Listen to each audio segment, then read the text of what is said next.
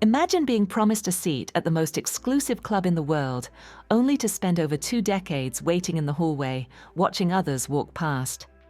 That's not just a metaphor, it's the stark reality for the Western Balkans and their elusive dream of joining the European Union. This isn't just about 6 countries. It's about a region, a narrative, and a promise made almost a generation ago. We're talking about Serbia, Kosovo, Bosnia and Herzegovina, North Macedonia, Albania, and Montenegro. A vibrant, complex tapestry of cultures and histories, all nestled between existing EU members and the Adriatic Sea. They are, collectively, Europe's waiting room, each holding either official EU candidate status or recognized as potential candidates. For these nations, EU membership transcends mere economics, though the allure of a massive common market is undeniable. It represents a profound path to political stability, a symbolic escape from the brutal conflicts that tore the region apart in the 1990s. Joining the EU means anchoring themselves firmly within modern, peaceful Europe, a vision that has driven their reforms and aspirations for decades. The promise was etched into history at the 2003 Thessaloniki summit, where EU leaders unequivocally declared that the future of the Western Balkans lay within the European Union. It was meant to be an anchor, a beacon of hope, a light at the end of a very dark tunnel for countries emerging from war and reconstruction. Yet, here we are, over 20 years later, and that tunnel has proven far longer and more winding than anyone could have anticipated. Recent high-level meetings in 2024 and 2025 confirm that Brussels hasn't entirely forgotten the Western Balkans. Leaders continue to gather, commitments are reaffirmed, and the promise technically remains on the table. But progress, that's measured in millimeters, not miles, a frustratingly slow crawl. The fundamental question isn't whether the EU still wants the Western Balkans to join eventually. It's what's taking so long, and will these countries still be waiting another 20 years from now? Here's an uncomfortable truth that forms a major roadblock. You simply cannot join the EU if your fundamental institutions are compromised by criminals and oligarchs. In the Western Balkans, this isn't hyperbole. It's a daily systemic reality that permeates society. This is a critical point for any video explaining the region's challenges. Let's look at the data, which paints a stark picture. On Transparency International's 2024 Corruption Perceptions Index, every Western Balkan country ranks poorly, indicating deep-seated issues. Serbia, for instance, languishes at 105th out of 180 countries, a clear indicator of pervasive corruption. North Macedonia fares only slightly better at 88th, still firmly in the lower half of global rankings. Albania managed a modest improvement, reaching a score of 42 out of 100, but this still places it among the more corrupt nations in Europe. These aren't just abstract numbers. They reflect systems where bribes often grease the wheels of government contracts, where political connections frequently matter more than competence, and where public resources routinely vanish into private pockets. Now, the EU's Copenhagen criteria explicitly require judicial independence and functioning rule of law. But how can courts enforce the law when judges face political pressure, when prosecutors hesitate to investigate powerful figures, when the entire system bends to whoever holds power? Judicial independence in much of the region remains more aspiration than reality. And if you're a journalist trying to expose this mess, you're taking a real risk. Across the Western Balkans, critical reporters face intimidation, threats, even violence. Media freedom has deteriorated markedly, with investigative journalists working under increasingly hostile conditions. When the watchdogs are muzzled, corruption flourishes in the shadows. While the EU debates its complex internal requirements, the Western Balkans have become a geopolitical playground where major powers compete for influence. And here's the uncomfortable truth. The slower Brussels moves, the more space rivals have to make their own offers. Let's start with the external spoilers. Russia maintains leverage through energy dependency. Serbia was still negotiating with Gazprom in late 2024 and cultivates Orthodox Christian ties, positioning itself as a cultural ally resisting Western integration. China takes a different approach: economic seduction through the Belt and Road Initiative. Beijing has invested billions in infrastructure across the region, with Chinese investment in Serbia reaching nearly 9% of GDP by 2024. When European firms hesitate or attach strict conditions, Chinese companies arrive with fewer questions asked. These aren't just business deals, they're political leverage. Turkey adds another intricate layer of influence, leveraging historical and cultural connections that date back to Ottoman times. Ankara exercises significant soft power in Albania, Kosovo, and among Bosnia's Muslim communities. Its actions sometimes align with EU goals, but at other times, Turkey pursues its own distinct regional ambitions, adding another dimension to the complex geopolitical landscape. Here's where the vacuum becomes visible. When EU membership remains perpetually on the horizon, candidate countries still need roads, energy, and investment today.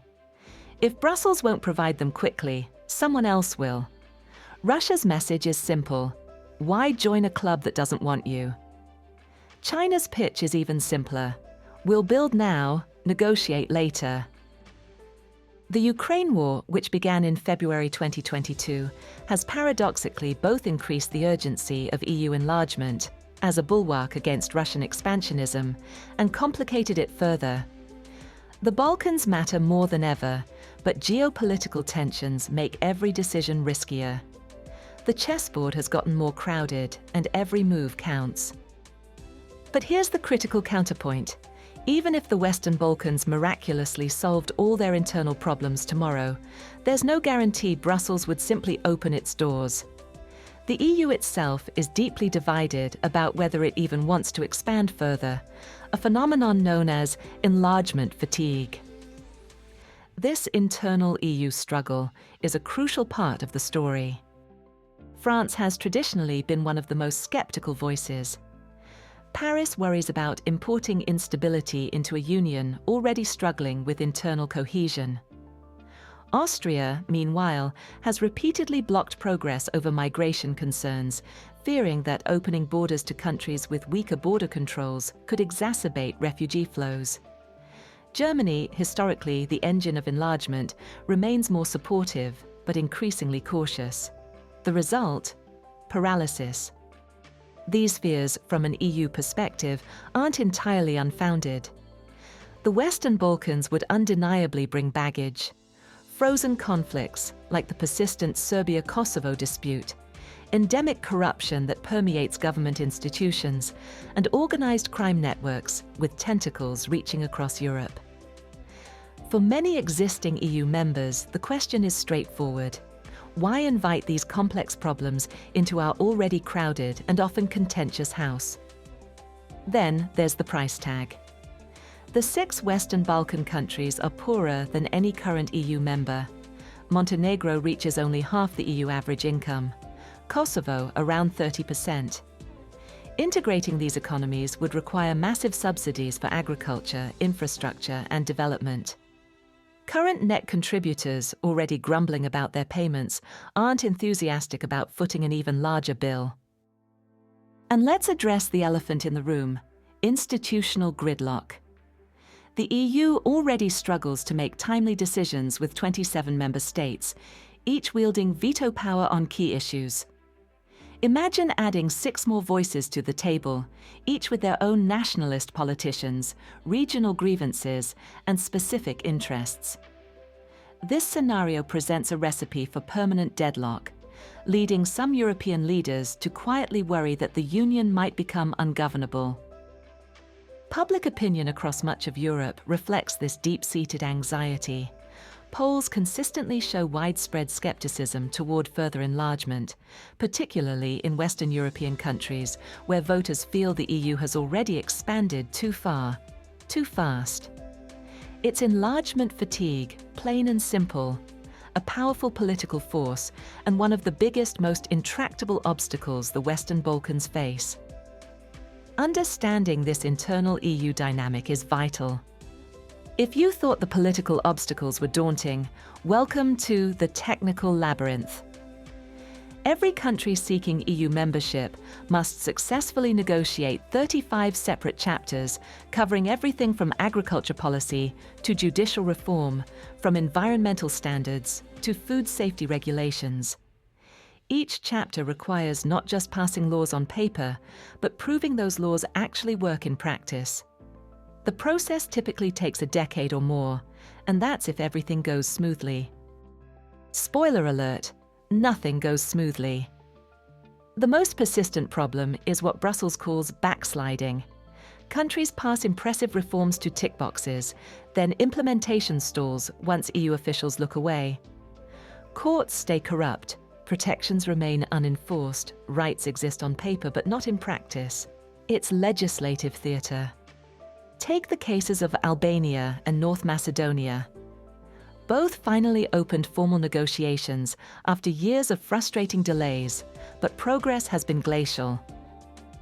The 2024 EU reports noted very slow movement on crucial rule of law reforms in both countries, highlighting the persistent challenges.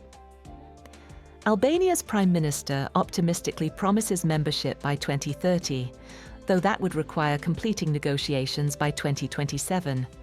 A timeline most experts view as wildly ambitious, bordering on unrealistic. Montenegro offers perhaps the most telling example. It started negotiations back in 2012, making it the longest-running candidate. It's opened all 33 chapters and temporarily closed 7, the most advanced of any Western Balkan country. And yet, 13 years later, actual membership remains years away. When the star students still can't graduate after more than a decade, you start to wonder if the exam is passable at all. So, after decades of waiting, is the promise of EU membership for the Western Balkans finally broken? The EU knows it's running out of time and, more importantly, credibility. In 2024, Brussels launched the Western Balkans Growth Plan, a creative, albeit limited attempt to offer some EU benefits before full membership actually happens. Think of it as a preview: better market access, targeted infrastructure funding, and gradual integration into specific EU programs. The message is clear: we haven't forgotten you. But for many in the region, it feels increasingly like a consolation prize for a race that never seems to end. Because the stakes of failure are genuinely alarming, not just for the region, but for Europe as a whole. If the EU path closes for good, the Western Balkans doesn't just stay frozen in time, it risks sliding backward, potentially into instability.